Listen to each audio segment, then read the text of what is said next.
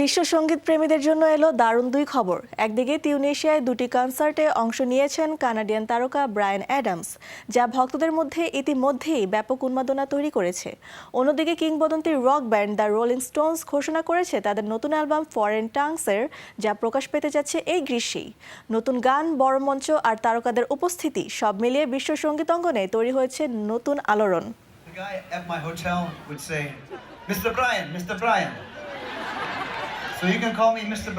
সম্প্রতি তিউনিসিয়ায় দুটি কনসার্টে অংশ নিয়েছেন কানাডিয়ান রক কিংবদন্তি ব্রায়ান অ্যাডামস।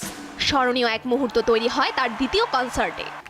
উপস্থিত ৩,০০০-এর বেশি দর্শকের মধ্যে প্রবল করতালি ও আবেগঘন উচ্ছ্বাসের সৃষ্টি হয় সেখানে। তিউনিসিয়ার প্রাচীন রোমান থিয়েটার দৌগায় মঞ্চে উঠে ফিলিস্তিনি পতাকা উঁচিয়ে ধরলেন এই কিংবদন্তি, দেন মানবতার বার্তা, আর পড়েছিলেন ফিলিস্তিনের ঐতিহ্যবাহী কেফিয়ে। ইউনেস্কো ওয়ার্ল্ড হেরিটেজ তালিকাভুক্ত দৌগা এদিন দ্বিতীয় শতাব্দীর স্থাপত্যকে মানবিক বার্তার মঞ্চে পরিণত করেন অ্যাডামস। পারফরম্যান্সটি ছিল অ্যাডামসের বারবোনস আন্তর্জাতিক ট্যুরের অংশ। এই সফরে রয়েছে আফ্রিকা ও মধ্যপ্রাচ্যের বিভিন্ন দেশ।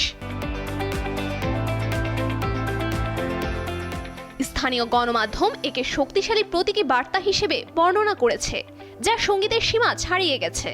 এ সময় ব্রায়ান অ্যাডামস দর্শকদের উদ্দেশ্যে জানান, এই রাতটি শুধু গান গাওয়ার জন্য নয়, এটি মর্যাদার লড়াইকে স্বীকৃতি দেওয়ার জন্য। অন্যদিকে ব্রুকলিনের পুরনো উইলিয়ামসবার্গ সেভিংস ব্যাংক ভবনে একটি অনুষ্ঠান করে ভক্তদের আরও আগ্রহী করে তোলে কিংবদন্তি rock band the rolling Stones. সম্প্রতি তারা জানিয়েছে এই গ্রীষ্মে প্রকাশ পাবে তাদের নতুন অ্যালবাম ফরেন টাংস। একই সঙ্গে নতুন একটি গানও প্রকাশ করেছে তারা, যার নাম ইন দ্য স্টার্স। বড় হল ঘরে অপেক্ষা করছিলেন লিওনার্দো ডিক্যাপ্রিও, ওডেসা অ্যাজিয়ন এবং লিন্ডসে ভনের মতো সাংবাদিক, ভিআইপি ও তারকারা। এই অনুষ্ঠানটি উপস্থাপনা করার জন্য কৌতুক অভিনেতা কোনান ব্রায়ানকে আমন্ত্রণ জানায় তারা।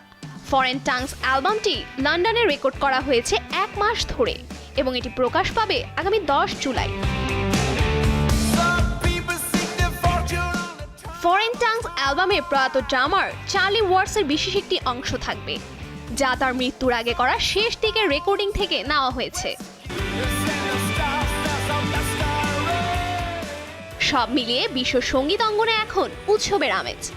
একদিকে তিউনিসিয়ায় ব্রায়ান অ্যাডামসের কনসার্ট, অন্যদিকে দ্য রোলিং স্টোনসের নতুন অ্যালবাম নিয়ে অপেক্ষায় ভক্তরা। Safura Afrin, showbiz tonight.